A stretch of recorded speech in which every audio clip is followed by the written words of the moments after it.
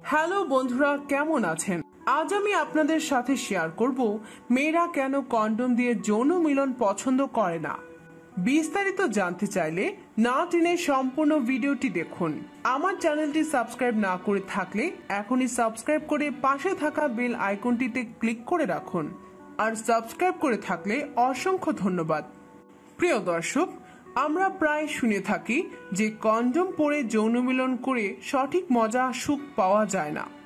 তাছাড়া ছেলেরা এই কথা প্রায়ই বলে থাকেন যে কন্ডম ছাড়া মিলন করলে যেই পরিমাণ মজা পাওয়া যায় কন্ডম দিয়ে করলে সেই পরিমাণ তৃপ্তি পাওয়া যায় না। আর এখন শুধু ছেলেরা না, মেয়েরাও কন্ডম দিয়ে যৌন মিলন করতে খুব একটা স্বাচ্ছন্দ্য বোধ করে না। এর কারণ কি আপনি জানেন?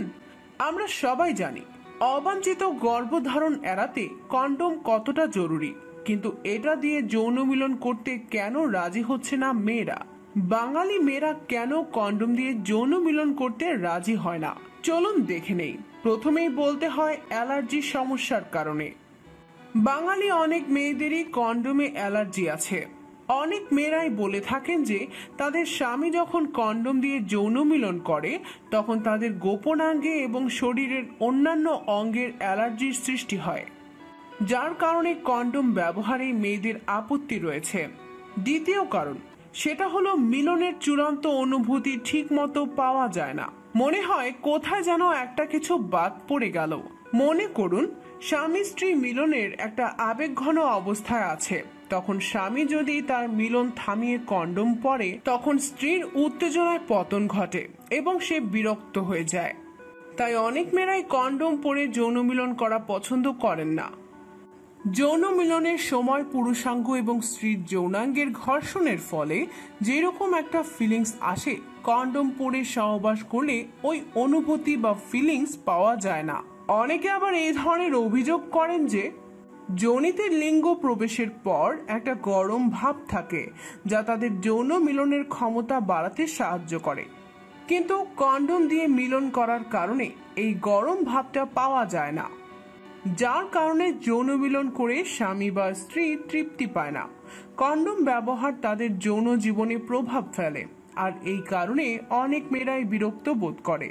বেশিরভাগ সময় দেখা যায় যৌন উত্তেজনা কিছুটা কমে যায়।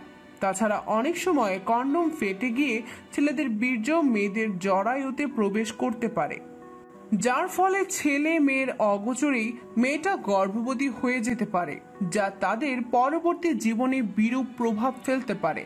সব শেষে একটা কথাই বলবো, কন্ডম পরে মিলন করা আর না করা সেটা সম্পূর্ণ আপনার ব্যক্তিগত ব্যাপার।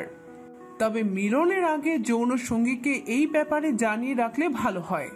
মেয়েরা অনেক সময় কন্ডোমের চাইতে কন্ডম ছাড়া মিলন ভালো মনে করে, কারণ কন্ডম ছাড়া মিলনের তৃপ্তি আলাদা। তাই যৌন মিলন করার আগে স্ত্রীর সাথে পরামর্শ করে নেওয়াটাই ভালো। আশা করি বিষয়টি বুঝতে পেরেছেন। এই বিষয়ে আরো কিছু জানা থাকলে অবশ্যই কমেন্টে জানাবেন। আজকের ভিডিও ভালো লাগলে লাইক দিন, কমেন্ট করুন এবং আপনার বন্ধুদের সাথে শেয়ার করুন। পরবর্তী ভিডিও পেতে চ্যানেলটি সাবস্ক্রাইব করে বেল আইকনটি বাজিয়ে দিন। ধন্যবাদ।